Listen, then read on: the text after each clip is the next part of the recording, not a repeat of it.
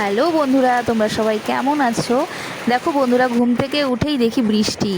বৃষ্টি কিন্তু ভালো লাগে, জানো, বেশি বৃষ্টি আবার ভালো লাগে না। ড্যাম ড্যাম ওয়েদার, জামা কাপড় শুকায় না, কেমন চারিদিক থেকে আস্তে আস্তে গন্ধ দেয়, ভালো লাগে না।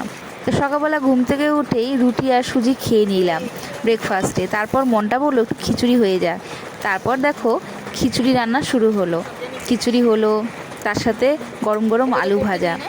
এই খিচুড়ি আর গরম গরম আলু ভাজা বৃষ্টির মধ্যে যা ভালো লাগে না, খেতে দারুণ ভালো লাগে।